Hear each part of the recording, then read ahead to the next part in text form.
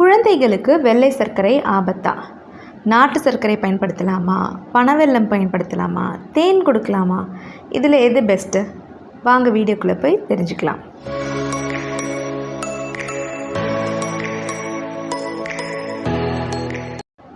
Hello friends, நான் doctor Pavithra from petals child care clinic. இனிப்பு சுவை அப்படிங்கிறது அறுசுவையில் ரொம்பவே முக்கியமான ஒன்று, அதுவும் குழந்தைங்களுக்கு ரொம்ப பிடித்தமான ஒன்று. உணவில் அதோட இன்ஹெரண்ட் ஸ்வீட்னஸ், அதாவது அதனுடைய இயல்பான இனிப்புத்தன்மை அல்லாது தனியாக நம்ம அதுக்கு ஒரு ஆடட் ஸ்வீட்னஸ் சேர்க்க போகிறோம், ஒரு இனிப்பு சுவையை கூட்டுதலாக சேர்க்க போகிறோம் அப்படிங்கிறப்போ நமக்கு நிறைய ஆப்ஷன்ஸ் இருக்குது. Starting from white sugar, refined சுகர்னு சொல்லக்கூடிய வெள்ளை சர்க்கரை, ப்ரௌன் சுகராக இருக்கலாம், ஜாகரி வெல்லமாக இருக்கலாம், இல்லை பனை வெல்லம் பாம் ஜாகரியாக இருக்கலாம், தேனாக இருக்கலாம், அந்த மாதிரி நிறைய ஆப்ஷன்ஸ் இருக்குது. ஸோ இதில் எது பெஸ்ட் அப்படிங்கிறத நம்ம டீட்டெயில்டாக இந்த வீடியோவில் பார்க்க போகிறோம். ஃபஸ்ட்டு இதெல்லாம் எப்படி தயார் செய்கிறாங்க, எப்படி ப்ரிப்பேர் பண்ணுறாங்க அப்படின்னு பார்ப்போமா. சுகர் கேன் டெரிவேட்டிவ்ஸ், அதாவது கரும்பிலிருந்து நமக்கு எடுக்கக்கூடிய அந்த பொருட்கள் அப்படின்னு பார்த்தோன்னா white sugar, brown sugar, jaggery வெல்லம் அல்லது அச்சு வெல்லம், அப்புறம் நாட்டு சர்க்கரை. நாட்டு சர்க்கரை அப்படிங்கிறது ஒன்றும் கிடையாது, ஜாகரி பவுடர் தான். அதாவது வெல்லமே நமக்கு பவுடர் ஃபார்மேட்டில் கிடைக்கிறது தான் நாட்டு சர்க்கரை அப்படின்னு சொல்கிறோம்.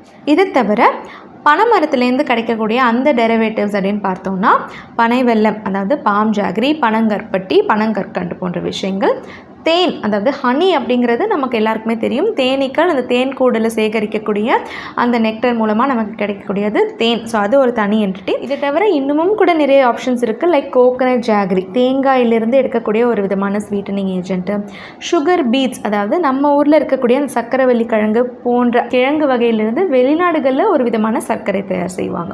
ஸோ இதெல்லாம் நிறைய நமக்கு ஆப்ஷன்ஸ் இருக்குது. இதில் நம்ம காமனாக பயன்படுத்தக்கூடிய விஷயங்கள் எப்படி தயார் செய்கிறாங்க அப்படின்னு பார்ப்போமா. சர்க்கரை, வெள்ளை சர்க்கரை எப்படி வருது நமக்கு கைக்கு அப்படின்னு பார்த்தோன்னா, ஃபஸ்ட்டு சுகர் கேன், கரும்பு வயல்வெளியிலேருந்து நமக்கு கிடைத்த உடனே அதை க்ளீன் பண்ணிவிட்டு சுகர் கேன் மில்லுக்கு போது, மில்லில் அதை நல்லா க்ரஷ் பண்ணுறாங்க. க்ரஷ் பண்ணி அதுலேருந்து ஜூஸ் எக்ஸ்ட்ராக்ட் பண்ணுறாங்க, அந்த கரும்பு சாறு எக்ஸ்ட்ராக்ட் பண்ணுறாங்க. இந்த கரும்பு சாறு கிளாரிஃபிகேஷன் ப்ராசஸ்க்கு அடுத்த கட்டமாக நகருது. ஸோ கிளாரிஃபிகேஷன் ப்ராசஸில் சில விதமான கெமிக்கல்ஸ் ஆட் பண்ணுறாங்க. குறிப்பாக சொல்லணும் அப்படின்னா நம்ம லைம், அதாவது ஒரு விதமான சோடான்னு சொல்லலாமே, அந்த லைம் ஆட் பண்ணுறாங்க, கால்சியம் ஹைட்ராக்சைடு ஆட் பண்ணுறாங்க. அது ஒயிட் சுகராக தான் ப்ராசஸ் ஆக போகுது அடுத்ததா அப்படின்னா அந்த ஸ்டேஜ்லேயே கூட சல்ஃபர் டை ஆக்சைடும் சேர்க்கப்படுது. கிளாரிஃபிகேஷன் ப்ராசஸ் முடிஞ்சதுக்கப்புறம், அதாவது அந்த அழுக்குகள், அந்த சுத்தமில்லாத அந்த விஷயங்கள், இம்பியூரிட்டிஸ், தேவையில்லாத விஷயங்கள்லாம் நீக்கப்பட்டதுக்கப்புறம் அந்த கிளாரிஃபைடு ஜூஸ் கிடைக்குது. இந்த கிளாரிஃபைட் ஜூஸை அடுத்த கட்டமாக இன்னும் திக்கன் பண்ணுறாங்க. எப்படி? எவாப்ரேஷன் மூலமாக, ஹீட்டிங் மூலமாக நல்லா அது ஹீட் பண்ண அது திக் ஜூஸாக நமக்கு கிடைக்குது. இந்த திக் ஜூஸ் இந்த கட்டத்தில் நம்ம வெல்லமாக மாறுது. அப்படிங்கிறப்போ அந்த திக் ஜூஸை டைரெக்டாக மோல்டில், அதாவது அச்சில் ஊற்றி அது நல்லா கூல் ஆனதுக்கப்புறம் நமக்கு கிடைக்கக்கூடியது அச்சு வெல்லம். இல்லை அது சர்க்கரையாக மாறப்போகுது அப்படிங்கிறப்போ இது நெக்ஸ்ட் கட்டமாக கிறிஸ்டலைசேஷன் அண்ட் சென்ட்ரிஃபிகேஷன் ப்ராசஸ்க்கு மூவ் ஆகுது. இந்த ஸ்டேஜ்லேயும் சில கெமிக்கல்ஸ் ஆட் பண்ணப்படுது. இந்த ப்ராசஸில் என்ன நடக்குது அப்படின்னா, அது நல்லா சென்ட்ரிஃபிகேஷன் அப்படின்னு நம்ம சொல்கிறோம் அப்படின்னா, ஃபாஸ்ட்டாக ரொட்டேட் பண்ணுறோன்னு வச்சுக்கோங்களேன். அப்போ அந்த கிறிஸ்டல்ஸ் எல்லாம் கீழே செட்டில் ஆகி அந்த தண்ணி, அந்த ஒரு மொலாசஸ் மேலே நமக்கு தேங்குது. இந்த மொலாசஸை ரிமூவ் பண்ணிவிட்டு அந்த கிறிஸ்டல்ஸ் மட்டும் நமக்கு கிடைக்குது. ஸோ இதுதான் ரா சுகர், ரா ஒயிட் சுகர்னு வச்சுக்கலாமே.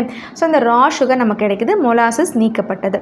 இந்த ரா சுகர் நெக்ஸ்ட் சுகர் ரிஃபைனரிக்கு மூவ் ஆகி ரிஃபைனிங் ப்ராசஸ் அண்டர்கோ பண்ணுது. இந்த கட்டத்தில் வெவ்வேறு கெமிக்கல்ஸ் ஆட் ஆகுது, ஃபாஸ்பரஸ் ஆட் ஆகுது, sulphur dioxide, once again lime, அந்த மாதிரியான நிறைய விஷயங்கள் ஆட் ஆகி அது நமக்கு refined white sugar or processed white சுகராக நமக்கு கையில் கிடைக்குது. இது ஒரு சிம்பிள் ப்ராசஸ் எக்ஸ்ப்ளனேஷன். இதில் நம்ம ப்ரௌன் சுகர் அப்படின்னா என்ன அப்படின்னு தெரிஞ்சுக்கணுன்னா, நிறைய பேர் என்ன நினச்சிப்பாங்கன்னா, ப்ரௌன் சுகர் அப்படிங்கிறத நாட்டு சர்க்கரைன்னு நினச்சிப்பாங்க. அது கண்டிப்பாக தப்பு. ப்ரௌன் சுகர் வேறு, நாட்டு சர்க்கரை வேறு. அதே மாதிரி ப்ரௌன் சுகர் வெள்ளை சர்க்கரை விட சத்தானது, பெட்டர் ஆப்ஷன், அவ்வளோ கெமிக்கல்ஸ் இல்லை அப்படிங்கிற ஒரு மிஸ்கன்செப்ஷனும் இருக்குது. அதுவும் தவறான ஒரு கான்செப்ட். ஏன்னா ப்ரௌன் சுகர் எப்படி ப்ரிப்பேர் பண்ணுறாங்க அப்படின்னா, இப்போ நம்ம பார்த்தோம்ல இந்த ரிஃபைனிங் ப்ராசஸ் எல்லாம் முடித்து நமக்கு அந்த ஒயிட் சுகர் கிடைக்குது இல்லை, அந்த ஒயிட் சுகரில் முன்னாடி ஸ்டேஷனில் மொலாசஸ் செப்பரேட் பண்ணி எடுத்தோன்னு சொன்னோம்ல, அந்த மொலாசஸையே திரும்பி இன் மெஷர்டு குவான்டிட்டிஸ் அந்த ஒயிட் சுகரோட மிக்ஸ் பண்ணி நமக்கு கிடைக்கக்கூடியது தான் அந்த ப்ரௌன் சுகர். ஸோ அந்த ஒயிட் சுகர் ப்ரிப்பரேஷனில் எந்த அளவுக்கு கெமிக்கல்ஸ் நார்மலாக யூஸ் ஆகும் அதே தான் திட்டத்திட்ட ப்ரௌன் சுகர் ப்ரிப்பரேஷன்லேயும் பயன்படுத்தப்படுது. அந்த லாஸ்ட் ஸ்டேஜில் திருப்பி நம்ம இந்த மொலாசஸ் கொஞ்சம் சேர்ந்து மிக்ஸ் ஆகுது. ஸோ அந்த மொலாசஸ்ங்கிறது அது ஒரு விதமான கேரமலைஸ்டு டேஸ்ட், ஒரு ஃப்ளேவர் கொடுக்கும். ஸோ சில மஃபின்ஸு, சில விதமான ப்ரெட்டு, புட்டிங்ஸ், அந்த மாதிரி விஷயங்களுக்கு இந்த மொலாசஸோட கோட்டான அந்த ப்ரௌன் சுகர் அப்படிங்கிறத பயன்படுத்துகிறப்போ ஒரு யூனிக் டேஸ்ட் கிடைக்கும். எஸ்பெஷலி இந்த ப்ளம் புட்டிங் அது மாதிரி விஷயங்களில். ஸோ அந்த ஒரு ரீசனுக்காக தான் நம்ம வந்து ப்ரௌன் சுகர் அப்படிங்கிற ஒரு என்டிட்டி டெவலப் ஆகுதே தவிர brown sugar is not a healthier alternative to white sugar அப்படிங்கிறத நீங்கள் தெளிவாக புரிஞ்சுக்கணும். இதில் நாட்டு சர்க்கரை அது எப்படி ப்ரிப்பேர் ஆகுது அப்படின்னு பார்க்குறப்போ நம்ம பார்த்தோம் இல்லையா, அந்த ஜாகரி வருது எப்படி அந்த ஜூஸே வந்து நல்லா திக்கன் பண்ணி மோல்டில் ஊற்றுனதுக்கப்புறம் அது கூலாகி நமக்கு அச்சு வெல்லமாக கிடைக்குது. இதை மோல்டில் ஊற்றாமல் அந்த நல்லா திக்காகிறப்பயே நல்லா அவங்க ஸ்டிர் பண்ணி ரப் பண்ணி தேய்க்கிறப்போ மாய்ஸ்சர் கண்டென்ட்லாம் அப்படியே மாறி கிறிஸ்டலைஸ் ஆகி அந்த பவுடர் ஃபார்மேட்டில் நமக்கு நாட்டு சர்க்கரையாக கிடைக்குது. இதில் நீங்கள் முக்கியமாக நான் ஞாபகம் வச்சுக்கணும் அப்படின்னா, வெல்லம் அப்படிங்கிறது ஒரு இயல்பான தன்மை, அது கிளம்ப் ஆகிறது, மாய்ஸ்சர் இழுக்கக்கூடியது. ஸோ அது நடக்காமல் இருக்கணும், இந்த நாட்டு சர்க்கரை இந்த பவுடர் ஃபார்ம்லேயே இருக்கணும், திரும்பி கிளம்ப் ஆகிடக்கூடாது, மாய்ஸ்சர் ரீட்டைன் ஆகக்கூடாது, கெட்டு போகக்கூடாது அப்படிங்கிறதுக்காக அந்த ஸ்டேஜில் வந்து பேக்கிங் சோடா வந்து கொஞ்சம் அளவுலையாவது கண்டிப்பாக ஆட் பண்ண வேண்டியிருக்கு அப்படின்னு சொல்கிறாங்க. நிறைய இடங்களில் நாட்டு சர்க்கரை ப்ரிப்பரேஷன்லேயே ஆர்த்தோஃபாஸ்பரிக் ஆசிட் போன்ற விஷயங்களும் ஆட் ஆனால் தான் அந்த பர்ஃபெக்ட் கலர், டெக்ஸ்சர், அந்த மாதிரி விஷயங்கள் அட்டைன் ஆகுது. நல்ல ஆர்கானிக்காக ப்ரிப்பேர் பண்ணுறவங்க என்ன பண்ணுறாங்க அப்படின்னா, முடிந்த அளவுக்கு அந்த பேக்கிங் சோடா மட்டும் கம்மியான அளவில் பயன்படுத்தி அந்த நாட்டு சர்க்கரை ஒரு ஜாகரி பவுடர் அப்படிங்கிறத ரெடி பண்ணுறாங்க. ஸோ இது பேசிக் ப்ராசஸை நம்ம பார்த்துட்டோம். ஸோ இந்த ப்ராசஸ் நம்ம பார்க்குறோம் அப்படிங்கிறப்ப நமக்கு தெரியும் எதில் எவ்வளோ கெமிக்கல்ஸ் யூஸ் ஆகுது அப்படிங்கிறப்போ. ஸோ இதை தவிர நியூட்ரியன்ட் வேல்யூவில் என்ன டிஃப்ரென்ஸு, அதாவது சத்துக்களில் ஒன்றுத்துக்கும் என்ன டிஃப்ரென்ஸ் அப்படின்னு பார்க்குறோம் அப்படின்னா, வெள்ளை சர்க்கரை அப்படின்னு பார்க்குறப்போ ஒரு ஸ்பூன் சர்க்கரை எடுத்துக்கிட்டிங்க அப்படின்னா அதில் 4 கிராம் சர்க்கரை இருக்க போது அந்த 4 கிராம் மொத்தமுமே மாவுச்சத்து தான், கார்போஹைட்ரேட் தான். ஸோ 4 கிராம் மாவுச்சத்து இருக்குது, அதில் 0 protein, 0 fat, 0 fibre, 0% vitamins, minerals. So அந்த 4 கிராம்லேருந்து நமக்கு கிடைக்கக்கூடியது 1 கிராம் மாவுச்சத்துக்கு 4 கேலரி அப்படின்னா 4 கிராமுக்கு 16 கேலரி மட்டுமே நமக்கு கிடைக்க போகுது. இதே நம்ம ப்ரௌன் சுகர் அப்படின்னு எடுக்கிறப்பையும் வந்து திட்டத்தட்ட இதே தான். ஸோ அதில் கொஞ்சம் மொலாசஸ் சேர்க்கறதுனால அதில் ட்ரேசஸ், அதாவது மைனர் அமௌண்ட்ஸ் ஆஃப் தாதுக்கள் நமக்கு கிடைக்கலாம். லைக் கால்சியம், மெக்னீஷியம்லாம் ரொம்ப ரொம்ப மைனர் அமௌண்ட்ஸில் கிடைக்குமே தவிர கேலரிகள் பார்த்தா இதே அளவு தான், கெமிக்கல் யூசேஜ் பார்த்தாலும் மோர் ஆர்லஸ் இதே அளவு தான். ஸோ இதனால தான் நம்ம சுகரை வந்து எம்டி கேலரிஸ் அப்படின்னு சொல்கிறோம். அதாவது கேலரிகள் மட்டுமே கொடுக்குமே தவிர வேறு எந்த விதமான கூடுதல் பெனிஃபிட்ஸோ எந்த விதமான நியூட்ரியன்ஸோ நமக்கு கூட கிடைக்க போகிறது கிடையாது. ஸோ எம்டி கேலரிஸ் அப்படின்னு சொல்கிறோம். வெல்லம் பார்க்குறப்போ வெல்லத்தில் இந்த மாவுச்சத்து இல்லாமல் நமக்கு கொஞ்சம் வைட்டமின்களும் மினரல் சத்துக்களும் கிடைக்குது. ஸோ குறிப்பாக சொல்லணும் அப்படின்னா கொஞ்சம் iron, calcium, magnesium, phosphorus, sodium, potassium, B complex vitamins, கொஞ்சம் விட்டமின் சி, அந்த மாதிரி விஷயங்களும் நமக்கு சேர்த்து கிடைக்குது. கொஞ்சம் ஃபைபர் இருக்குது, ட்ரேஸ் அமௌண்ட் ஆஃப் ப்ரோட்டீனும் கூட இருக்குது. ஸோ இதுதான் வித்தியாசம். ஸோ ஆனால் நீங்கள் என்ன ஞாபகம் வச்சுக்கணும் அப்படின்னா, 100 கிராம் சுகர் சர்க்கரையில் வந்து நமக்கு 387 கேலரிஸ் கிடைக்கிது அப்படிங்கிறப்போ 100 கிராம் வெல்லத்துலேயும் திட்டத்தட்ட அதே அளவு தான் கிடைக்க போகுது, 383 கேலரிஸ் கிடைக்க போகுது. வித்தியாசம் என்ன? கெமிக்கல் யூசேஜ் இந்த அளவுக்கு இருக்காது. ஆனால் அதுலேயும் நீங்கள் ஒரு ஞாபகம் வச்சுக்கணும், எல்லா வெல்லமும் வந்து கம்ப்ளீட்டாக கெமிக்கல் ஃப்ரீ, ஆர்கானிக் அப்படிங்கிறது கிடையாது. ஸோ இதே நம்ம வந்து 3 டெர்மினாலஜிஸாக சொல்கிறாங்க. ஒன்று chemical jaggery, chemical free jaggery, organic jaggery அப்படின்னு 3 டெர்மினாலஜிஸ் சொல்கிறாங்க. கெமிக்கல் ஜாகரி அப்படிங்கிறது வந்து எல்லா ஸ்டேஜ் ஆஃப் ஜாகரி ப்ரிப்பரேஷன், அந்த வெல்லம் உருவாகிற எல்லா ஸ்டேஜஸ்லேயும் வந்து ஏதோ ஒரு ஃபார்மேட்டில் கெமிக்கல்ஸ் இன்ட்ரடியூஸ் ஆகுது. அடுத்து கெமிக்கல் ஃப்ரீ ஜாகரி அப்படின்னு சொல்கிறப்போ வந்துட்டு நம்ம அந்த சுகர் கேன் விளைவிக்கிற அந்த நிலம் வந்துட்டு நமக்கு வந்து ஃபர்டிலைசர் யூஸ் பண்ணியிருக்கலாம், பெஸ்டிசைட் யூஸ் பண்ணியிருக்கலாம், அதெல்லாம் பயன்படுத்தியிருக்கலாம். ஆனால் அந்த சுகர் கேன் வந்ததுக்கப்புறம், கரும்பாக வந்ததுக்கப்புறம் அதை வெல்லமாக மாறுற அந்த ப்ராசஸில் வந்து எந்த கெமிக்கலும் ஆட் ஆகாமல் ப்ரிப்பேர் பண்ணுறாங்க. அடுத்தது ஆர்கானிக் ஜாகரி அப்படின்னு சொல்கிறது 100% ஆர்கானிக்குன்னு நம்ம எதை மீன் பண்ணுறோம் அப்படின்னா, அந்த கரும்பு விளைவிக்கிற அந்த நிலமானதே வந்து 100% ஆர்கானிக் ஆர்கானிக்காக இருக்க போகுது. அதாவது குறிப்பிட்ட வருடங்களுக்கு அந்த நிலத்தில் எந்த விதமான கெமிக்கலோ பெஸ்டிசைடோ ஃபர்டிலைசரோ பயன்படுத்தாமல் இருந்து அந்த மாதிரியான ஒரு நிலத்தில் கரும்பை விளைவித்து அதுலேருந்து தயார் செய்கிற ஜாகரி வெல்லம், அந்த தயார் செய்கிற ப்ராசஸ்லேயும் எந்த இடத்துலையும் எந்த விதமான கெமிக்கலும் ஆட் ஆகலை அப்படின்னா தான் அதை 100% ஆர்கானிக் ஜாகரின்னு சொல்கிறோம். ஸோ இதில் அவங்க என்ன சொல்கிறாங்க அப்படின்னா, அந்த கிளாரிஃபிகேஷன் ப்ராசஸ் நம்ம பார்த்தோம்ல, அதாவது அந்த கரும்பு சாறை சுத்தப்படுத்த சில விதமான கெமிக்கல்ஸ் ஆட் பண்ணுறாங்கல்ல, அதுக்கு பதிலாக இவங்க நார்த் இந்தியாவில் பிந்தி பல்ப் அப்படின்னு சொல்கிறாங்க. அதாவது நம்ம வெண்டைக்காயிலேருந்து சாறை எடுத்து அந்த சாறை பயன்படுத்தி அதில் இருக்கக்கூடிய அந்த அழுக்குகள்லாம் நீக்கிறாங்க. அதே மாதிரி அந்த நாட்டு சர்க்கரையாக மாற்றுறப்பையும் வந்து ரொம்ப ரொம்ப ரொம்ப கம்மியான அளவு பேக்கிங் சோடா இல்லை வந்து பேக்கிங் சோடாவே பயன்படுத்தாமலும் கூட அந்த டெக்னிக் மூலமாக அவங்க வந்து அந்த நாட்டு சர்க்கரையாக அதை ரெடி பண்ணுறாங்க. ஸோ இந்த மாதிரி 100% அவங்க கெமிக்கல்ஸ் யூஸ் பண்ணாமல் வர்றதுக்கு நம்ம கைக்கு கிடச்சாதான் அதை வந்து நம்ம ஆர்கானிக் ஜாகரி அப்படின்னு சொல்லுறோம். ஸோ இதை நம்ம எப்படி நம்ம கண்டுபிடிக்கலாம் அப்படின்னு பார்க்குறப்போ இந்த கலர் வச்சு சொல்கிறாங்க. ஸோ நல்ல டார்க் ப்ரௌன் டார்க்காக இருக்கிறது 99% அது வந்து நேச்சுரல் ஜாகரியாக இருக்கும். அது கலர் வந்து கொஞ்சம் வெளிர் நிறமாவோ இல்லை மஞ்சளாவோ வெள்ளையாவோ அந்த மாதிரி இருக்கிறது வந்து கொஞ்சம் கெமிக்கல்ஸ் ஆட் பண்ணியிருப்பாங்க, ப்ளீச்சிங் ஏஜென்ட்ஸ் ஆட் பண்ணியிருப்பாங்க. அதே மாதிரி நல்ல ஃபர்ம் ஒரு மாதிரி ஹார்டாக அந்த மாதிரி இருக்க வெல்லம் யூஸ்வலாக வந்து நல்ல வெல்லமாகவும், கொஞ்சம் பிசுபிசுப்பு தன்மை இருந்தால் அதில் கொஞ்சம் எண்ணெய் கலந்துருக்கலாம், இல்லை வந்து கொஞ்சம் சாஃப்டாக இருந்தால் அது வந்து அவ்வளோ நல்ல வெல்லம் இல்லை, கெமிக்கல்ஸ் ஆட் ஆகிருக்கலாம் அப்படிங்கிற மாதிரியும் விஷயங்கள் சொல்லப்படுது. ஸோ இது வந்து உங்களுக்கு தெரிஞ்சுக்க, ஸோ வெல்லம்னாலே வந்து சத்து அப்படின்னு நம்ம நினச்சிக்கிறோம் அதில் கெமிக்கல்ஸ் இல்லைன்னு, ஆனால் அதுலேயும் வந்து நிறைய இடத்துல வந்து கெமிக்கல்ஸ் ஆட் ஆகுதுங்கிறத தெரிஞ்சுக்கணுங்கிறதுக்காக தான் இதை வந்து நான் இவ்வளோ டீட்டெயிலாக எக்ஸ்பிளைன் பண்ணுறேன். ஸோ நீங்கள் வெல்லம் பயன்படுத்துகிறீங்க, அதில் கொஞ்சம் ஆடட் பெனிஃபிட்ஸ் இருக்குது அப்படின்னு நீங்கள் செலக்ட் பண்ணுறப்போ அது நல்ல வெல்லமாக அது வந்து ஆர்கானிக்காக கெமிக்கல் ஃப்ரீயாக ரெடி ஆகுதா அப்படிங்கிறதையும் நீங்கள் செக் பண்ணிக்க வேண்டியது ரொம்ப அவசியம். இதை தவிர நம்ம சொன்ன தேன் ஹனி அப்படின்னு பார்க்குறப்போ ஹனியும் வந்து ரொம்பவே நல்லது. ஏன் அப்படின்னா அதில் நிறைய ஃப்ரக்டோஸ் கண்டென்ட் இருக்குது. இப்போ நம்ம பார்த்து இந்த சுகர் கேன் டெரிவேட்டிவ்ஸ்லாம் சுக்ரோஸ் கண்டென்ட் வந்து ஜாஸ்தி இருக்குது.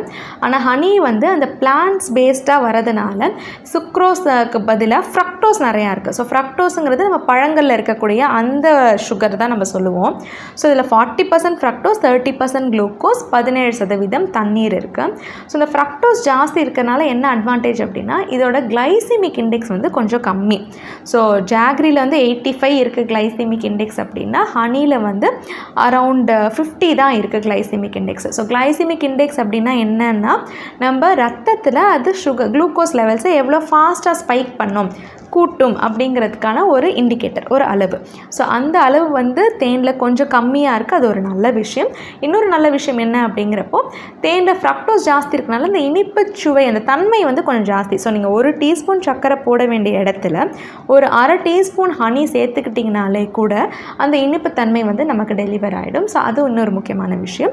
கேலரிகள் விகிதம் அப்படின்னு பார்க்குறப்பையும் வந்து இதெல்லாம் நம்ம முன்னாடி பார்த்தது அரௌண்ட் 380 கேலரிஸ் சொன்னோம் 100 கிராம்ஸில். 100 கிராம்ஸ் ஆஃப் ஹனி ஒரு ஆவரேஜாக நிறைய டைப்ஸ் ஆஃப் ஹனி இருக்குது. On an average 100 grams of the usual commercial honey we get வந்து அதில் 304 கேலரி. ஸோ கேலரிகள் விகிதமும் கொஞ்சம் குறைவு. இதுலேயும் வந்து விட்டமின்ஸ் மினரல்ஸ் கூட இருக்குது. ஸோ ஹனி ஒரு நல்ல ஆல்டர்னேட்டிவ். அதே மாதிரி பனை வெல்லமும் ரொம்பவே நல்லது. ஏன்னா அதுலேயும் வந்து தாதுப்புக்கள் விட்டமின் சத்துக்கள்லாம் இருக்குது. அதோடைய கிளைசேமிக் இண்டெக்ஸும் ஜாகரி நம்மளுடைய கேன் ஜாகரின்னு சொல்லக்கூடிய அச்சு வெல்லம் யூஷுவல் வெல்லத்தை விட பனை வெல்லத்தில் கிளைசேமிக் இண்டெக்ஸ் ரொம்பவே குறைவு. 35 தான் அதோட கிளைசேமிக் இண்டெக்ஸ். ஸோ இதெல்லாம் வந்து நீங்கள் ஞாபகத்தில் வச்சுக்கணும். But at the back of your mind கண்டிப்பாக ஞாபகம் வச்சுக்கோங்க, சுகர் இஸ் சுகர். எல்லா சர்க்கரையும் சர்க்கரையே. ஸோ அதில் என்ன பெனிஃபிஷியல், என்ன ப்ளஸ்ஸு, என்ன மைனஸ்ஸு அப்படின்னு நம்ம பார்ப்போமே தவிர மாடரேஷன் இது நல்லது அப்படிங்கிறதுக்காக எக்ஸஸாக சாப்பிட்றது வந்து கிடையாது. அது தப்பான விஷயம். அதே மாதிரி சிலர் என்ன நினச்சிப்பாங்க அப்படின்னா வெல்லத்தில் நிறைய கால்சியம் இருக்குது, நிறைய இரும்பு சத்து இருக்குது, அது ரத்த சோவையே போக்கிடும், அதனால் நிறைய சேர்த்துக்கணும் அப்படிங்கிற மாதிரி ஒரு ராங் கான்செப்ட் ஒன்று இருக்குது.